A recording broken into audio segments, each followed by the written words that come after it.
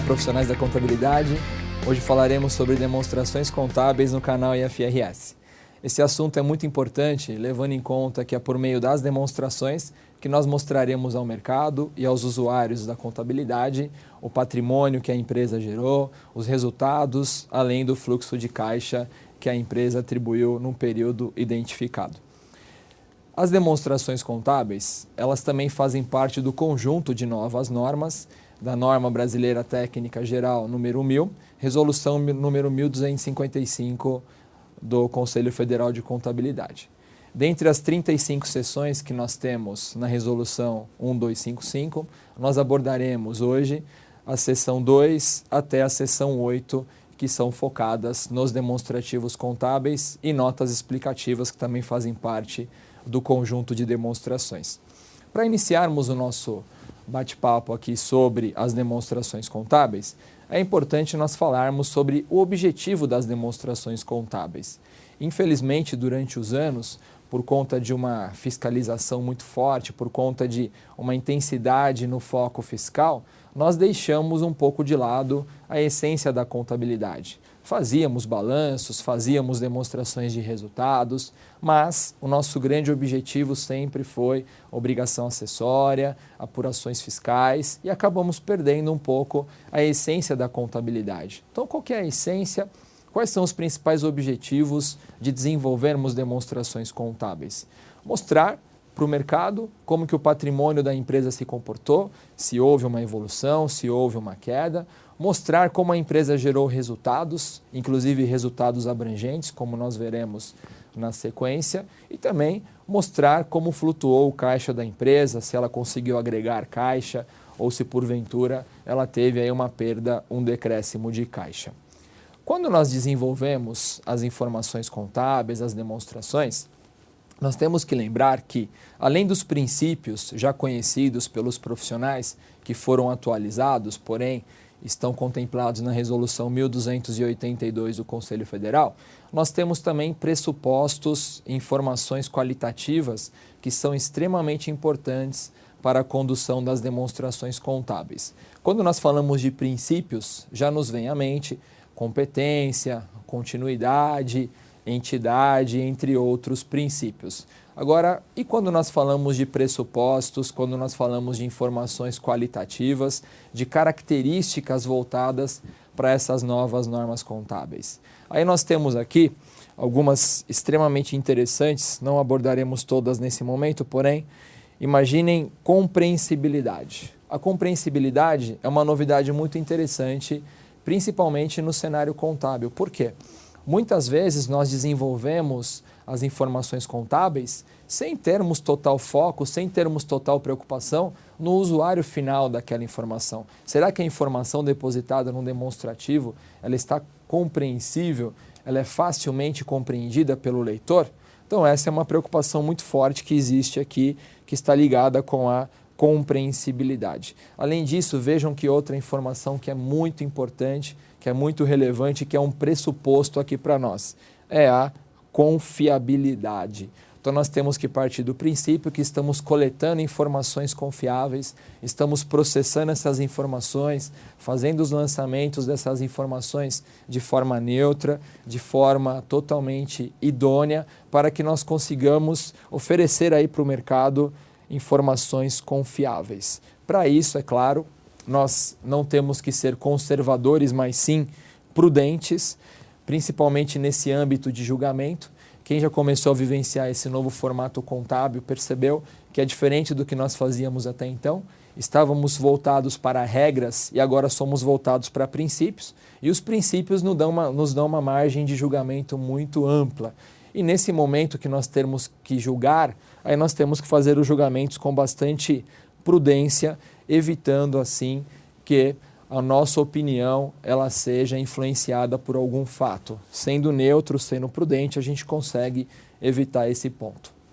Nessa gama de novidades, eu também gosto sempre de enfatizar o equilíbrio entre o custo e o benefício. É claro que ele tem que ser utilizado de uma forma muito idônea, muito tranquila, para evitar problemas para o profissional e para a empresa. Porém, o que quer dizer aqui o equilíbrio entre o custo e o benefício?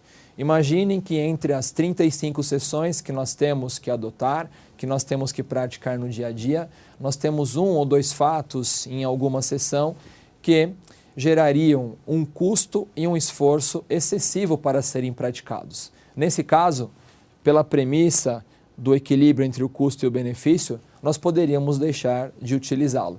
Podemos pensar num exemplo simples. Imagine uma empresa que ela tem um imobilizado não muito relevante e, para fazer o controle, porventura para fazer um laudo, para fazer uma apuração mais detalhada desse imobilizado, ela gastaria um valor superior ou até próximo do que vale o seu imobilizado. Então, nesse caso, não teria muito sentido. O custo ou o esforço superariam o benefício de nós termos esta informação.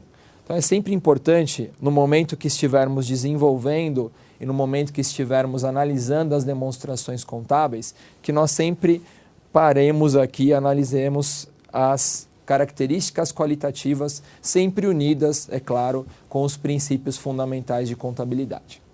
Uma vez que nós lembramos aqui do que é premissa básica para desenvolvermos as demonstrações contábeis, vamos passar um pouquinho aqui pela vasta lista de demonstrações que devem ser desenvolvidas. Enfatizo que essa lista ela é voltada para qualquer empresa no cenário das pequenas e médias.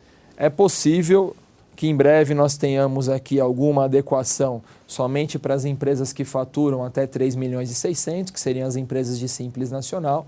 No entanto, por enquanto, isso se obriga para todas as empresas. Então, como funciona o conjunto de demonstrações contábeis? Nós temos o balanço patrimonial, também conhecido como demonstração de posição financeira e patrimonial. Temos a demonstração de resultados. Alguns itens que não podem, por convenção ou por competência, serem lançados na demonstração de resultados, aparecerão na demonstração do resultado abrangente da empresa.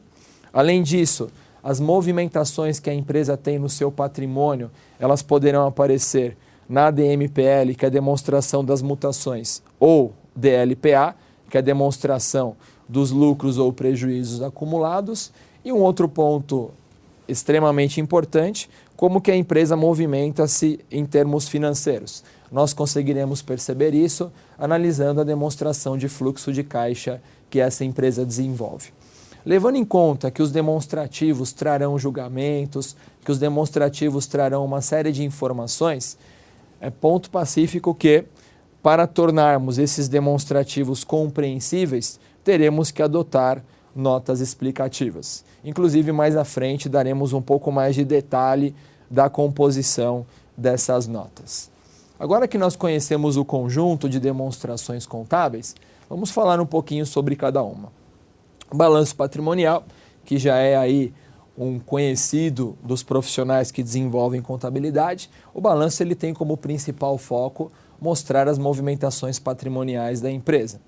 O balanço, nessas movimentações patrimoniais, ele tem que mostrar os recebíveis da empresa, bem como as obrigações que essa empresa apresenta no período ou apresentará para os períodos futuros. Um ponto interessante de nós analisarmos aqui é como ficou a estrutura das demonstrações contábeis, focando aqui o balanço patrimonial.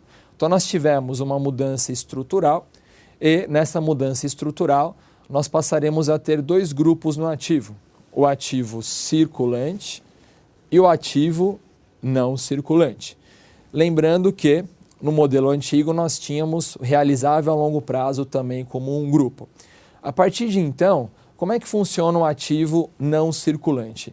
Dentro do ativo não circulante, nós passamos a ter 4 subgrupos. Então, dentro do ativo não circulante, nós temos o realizável a longo prazo, temos o grupo de investimentos, imobilizado e o grupo de intangível. Não temos mais o realizável a longo prazo como um grupo, e sim um subgrupo. A questão de lançamentos, ela continua idêntica. No ativo circulante, tudo aquilo que tem realização em até um exercício social. No ativo não circulante, os fatos que terão realização superando um exercício social. O passivo também sofreu algumas adequações. Nós temos o passivo circulante e o passivo não circulante? Até então, no modelo anterior, nós tínhamos o exigível a longo prazo. É importante mencionar que dentro do não circulante não há necessidade de mencionarmos o exigível a longo prazo. Isso só é mencionado no ativo porque o ativo não circulante passou a ter 4 subgrupos. E o passivo não circulante, ele não tem subgrupos. Pressupõe-se que o que está lançado no passivo não circulante já seja uma obrigação que vai superar um exercício social. E o que está no passivo circulante trata-se de obrigação que será realizada, que será paga dentro do próprio exercício. O patrimônio, ele sofreu algumas modificações interessantes. Então nós tivemos aqui a criação de algumas contas, como ajuste ao valor patrimonial, também conhecida como ajuste de avaliação patrimonial, que é uma conta extremamente relevante, visto que, quando nós adotarmos inicialmente as novas normas, caso nós façamos alguns ajustes ao valor justo ou ao valor presente, nós usaremos essa conta aqui como contrapartida dos nossos lançamentos. Além disso, nós tivemos também algumas alterações em termos de destinação dos lucros. Então não é mais comum as empresas manterem aqui saldos de lucros acumulados ou lucro do exercício, visto que o foco é que o lucro seja destinado. A empresa até pode gerar o lucro no seu patrimônio, porém ela destina, visto que o foco é mostrar como será utilizado esse lucro. Ou ele pode ser destinado para capital, ele pode ser destinado para reserva de capital, reserva de lucros, entre outras contas possíveis. Então aqui a gente percebeu algumas melhorias no cenário dos demonstrativos mais voltados para a estrutura de ativo e de passivo. Como um gancho aqui, é sempre importante mencionar que, além da estrutura que nós abordamos, nós também tivemos algumas adequações de nomenclaturas. Quem quiser estudar um pouquinho melhor as adequações de nomenclaturas, nós temos a resolução 1285 do Conselho Federal de Contabilidade, que traz um glossário com as nomenclaturas que nós devemos utilizar. Então nós temos até aqui uma novidade, caixa e equivalentes de caixa. Nós costumávamos usar disponível. Então, para nós conseguirmos adotar essas novas premissas, inclusive com as nomenclaturas corretas, existe o glossário que está na resolução 1285 e vai dar um apoio bastante importante para nós. Passando aqui pelo ativo e pelo passivo, vamos falar um pouquinho sobre demonstração de resultado do exercício. A demonstração de resultado ela tem como grande objetivo mostrar se a empresa gerou lucro ou prejuízo dentro de um período especificado, encerrado pela empresa. Então ela vai trazer todas as receitas, todos os custos, todas as despesas, os impostos relativos ao período que a empresa desenvolveu. No entanto, vamos entrar aqui num foco também de estrutura, visto que a estrutura da DRE também sofreu algumas adequações. Então ela já começa a mostrar uma variação na sua estrutura logo no início. Percebam que a DRE, nesse novo formato, ela já é apresentada inicialmente pela receita líquida. Nós estávamos acostumados a tratarmos a receita bruta. Por que ela é apresentada pela receita líquida? Conforme a seção que trata de reconhecimento de receitas, que é a seção 23, a empresa não deve apresentar na sua demonstração receitas de coletas e receitas de terceiros. Levando isso em conta, como nós temos impostos a recolher que são recolhidos pelo vendedor, mas repassados para o governo, isso seria uma coleta, então nós teremos que começar aqui pela receita líquida de vendas. A receita líquida menos os custos, chegamos ao lucro bruto, até aqui sem inovações. Após o lucro bruto, nós demonstraremos todas as despesas e outras receitas que a empresa teve, exceto as financeiras e as descontinuadas. Por quê? As financeiras elas são mostradas de forma segregada, até para dar uma base gerencial para a empresa e ela sintonizar se ela realmente está conduzindo sua situação financeira da forma adequada. Sabemos que muitas empresas acabam tomando crédito, tomando valores no mercado sem muito conceito, depois ficam achatadas por juros, achatadas pelas despesas financeiras e muitas vezes não tem essa visão. Às vezes nós temos empresas que conduzem a sua operação até com lucratividade, no entanto, quando são lançadas as despesas financeiras, essa lucratividade acaba se revertendo em prejuízo. Então esse é um ponto importante nesse novo formato. O empresário, o empreendedor, o profissional, ele conseguirá perceber se a empresa é lucrativa e, porventura, usando mal o crédito, ela passa a ter prejuízo e, com isso, ele pode tomar as decisões e fazer os ajustes necessários para melhorar essa situação. Passado o resultado financeiro líquido, que nós tratamos de despesas e receitas financeiras, nós chegaremos ao resultado antes dos tributos sobre o lucro, resultado antes do imposto de renda e da contribuição social. Tirando aqui o imposto de renda e a contribuição social, outra novidade, nós chegaremos ao resultado das operações continuadas, que é uma outra informação gerencial muito expressiva, muito relevante. Nós temos algumas empresas que têm muitos ramos, têm muitos focos, têm muitas filiais, são muito abrangentes e, porventura, elas passam a descontinuar alguma atividade, elas passam a descontinuar algum negócio, porém, esse negócio ainda acaba trazendo um impacto durante um certo tempo. Então, imagine uma grande rede que ela vende N produtos e ela para de vender um produto relevante, ou ela decide parar de vender ou parar de fabricar aquele produto relevante.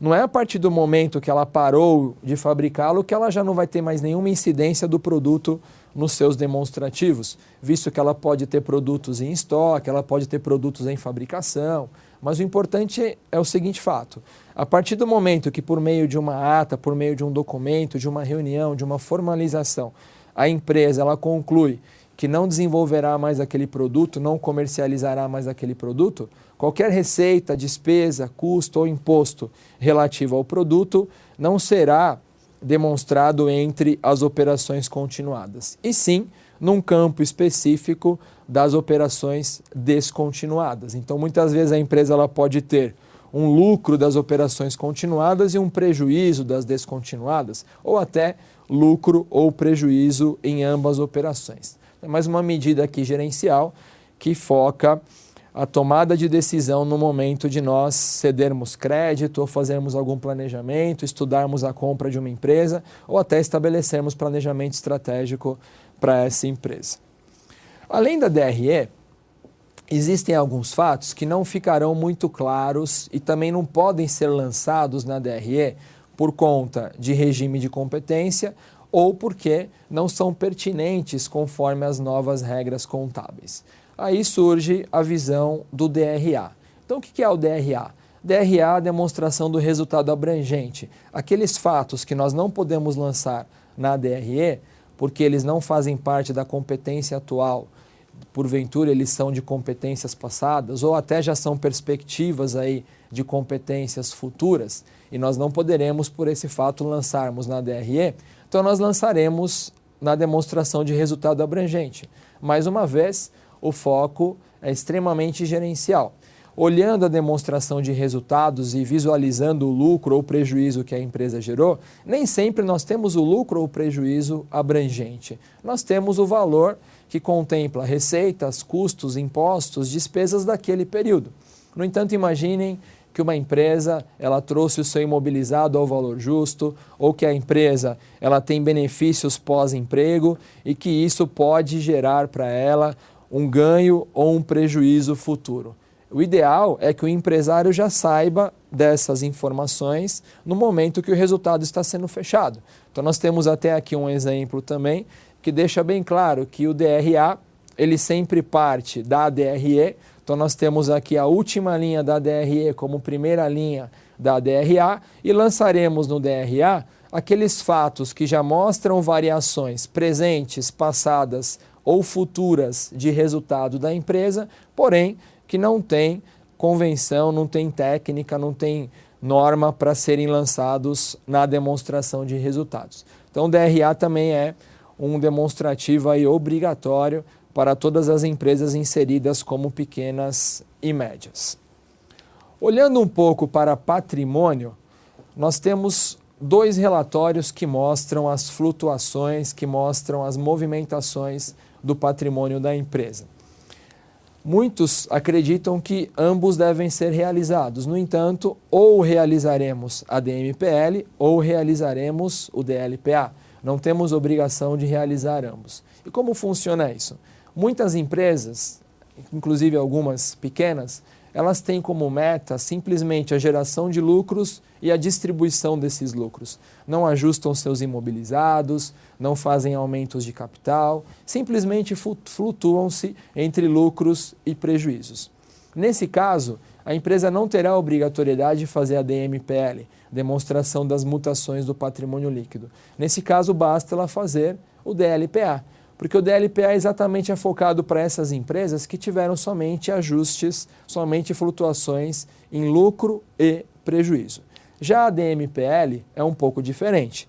Quem vai ter que fazer a DMPL são aquelas empresas que, além de flutuações em lucros e prejuízos, tiveram aumentos de capital, tiveram ajustes a valor justo nos seus imobilizados, entre outras informações que não contemplem somente a parte de lucros e prejuízos, que são essas duas colunas aqui. Então, basicamente, para ser o mais claro possível, a DLPA ela traz a variação da reserva de lucro e do resultado do exercício, se nós usarmos esse exemplo aqui. Porém, se nós mostrássemos somente a variação dessas duas colunas, nós deixaríamos de mostrar para o mercado, para os investidores ou para quem estiver interessado pela informação, a variação do capital, variação de ajustes, entre outros fatos. Por isso, qual é o critério? Sempre que a única alteração for lucro ou prejuízo, nós utilizaremos DLPA. Quando houver mais alterações, capital, ajustes de imobilizado, entre outros fatos, nós utilizaremos a DMPL. Quem quiser desenvolver as duas até pode fazer isso, mas não tem necessidade, não tem obrigatoriedade do desenvolvimento das duas demonstrações. Vamos falar um pouquinho agora sobre a variação do caixa. Nós temos também um demonstrativo que é a DFC, que tem o foco em mostrar como variou o caixa da empresa. É interessante dizer que por mais que essa demonstração ela chame-se demonstração do fluxo de caixa, não é só o caixa que nós teremos que analisar. Nós teremos que analisar o caixa e os equivalentes de caixa. Quando nós falamos de caixa e equivalentes de caixa, nós envolvemos também as contas correntes bancárias e envolvemos aquelas aplicações que têm liquidez imediata e que podem suprir o caixa da empresa em algum momento. É importante dizer que nós temos que, no momento de desenvolver as variações que ocorreram no caixa e nos equivalentes de caixa, nós temos que evidenciar essas variações em três grupos. Nós teremos que evidenciar quais são as variações nas atividades operacionais. Então, o que aconteceu com o meu contas a receber de clientes, meu conta a pagar de fornecedores, como que eu paguei impostos. Nós teremos que analisar o que nós investimos, retiramos do caixa ou recebemos do caixa por conta de investimentos. Então, aqui a gente abrange compra e venda de investimento, compra e venda de imobilizado, compra e venda de intangível, além de itens também como empréstimos para empresas coligadas. E, finalmente, nós teremos que mostrar o quanto nós gastamos ou recebemos por meio de atividades de financiamento. Os financiamentos eles mostrarão tanto a captação de recursos que nós fazemos, como o pagamento dessas captações realizadas. Por exemplo, um aumento de capital é uma atividade de financiamento, desde que esse capital tenha sido aumentado em moeda corrente. Um outro fato que nós podemos lembrar aqui, um empréstimo. A empresa está necessitando de caixa, ela faz um empréstimo bancário. É uma atividade de financiamento também. No momento que a empresa ela vai distribuir um lucro para o sócio, no momento que a empresa ela vai pagar um financiamento, é claro que nós também evidenciaremos neste grupo. Ou seja, tanto as entradas quanto as quitações dos recursos tomados ficarão aqui nessas atividades de financiamento. Além disso, é sempre bom lembrar que nós temos duas formas para fazermos o fluxo de caixa. Nós temos o método indireto, que é o mais comum, que é utilizado aí por grande parte dos profissionais, e nós temos o método direto, que é muito mais gerencial, porém mais complexo para ser feito e que traz informações mais completas. O indireto ele é muito parecido com o modelo da DOAR, que deixou de ser obrigatória no Brasil, com uma diferença. A DOAR, nós levávamos em consideração a variação do capital circulante líquido, do CCL. Aqui, na DFC, nós levaremos em consideração a variação dos fluxos de caixa, dos caixas e dos equivalentes de caixa. Então essa demonstração é extremamente importante, principalmente porque algumas empresas de pequeno e médio porte, elas acabam não tendo o controle de caixa que deveriam ter e muitas vezes se baseiam na demonstração de resultados. Aí a gente tem que lembrar para o empresário, para o empreendedor, para o usuário da contabilidade que a DRE ela mostra o lucro, mas ela não garante que aquele lucro foi revertido em caixa. Por isso, para a tomada de decisão, é fundamental que nós tenhamos também o fluxo de caixa, além de ser uma demonstração obrigatória no conjunto que nós estamos apresentando. Vou mostrar aqui também um modelo de DFC. Esse é o modelo direto, então é muito parecido com a DOAR. Nós partiremos do lucro do exercício, faremos os ajustes daqueles pontos que não influenciaram no caixa e nos equivalentes de caixa e chegaremos aqui às variações que a empresa teve no ativo e no passivo circulante. Aqui as atividades operacionais. Além disso, atividades de investimentos, atividade de financiamentos, para entendermos no final do ciclo quanto que a empresa aumentou ou diminuiu do seu caixa por meio das operações e das práticas que ela seguiu no período. Para consolidar todo o nosso bate-papo aqui, todo o nosso ensinamento, vamos falar um pouco sobre notas explicativas. As notas explicativas, elas não são muito bem-vindas, muito bem vistas por alguns profissionais, até porque nós não estávamos acostumados a desenvolvê-las. Porém, elas são extremamente relevantes, extremamente importantes no contexto dos demonstrativos contábeis. Imaginem que nós faremos julgamentos, nós faremos ajustes e nós teremos que torná-los compreensíveis. Para isso, nós teremos que apresentar as notas explicativas. As notas explicativas, elas praticamente têm um padrão. Se nós analisarmos aí balanços publicados e até empresas que já têm como prática desenvolverem notas, nós perceberemos que elas não mudam muito na sua estrutura. A estrutura é praticamente a mesma. E além disso, ela não deve ser aí um ponto de preocupação para nós contadores, para nós contabilistas, profissionais que estamos na contabilidade. Por quê? Porque as próprias seções da 1 até a 35, sempre que elas exigirem a nota explicativa, nós teremos aqui o termo divulgação. Então, geralmente, no término das sessões, é que nós temos esse termo divulgação, já direcionando o que deve contemplar a nota explicativa.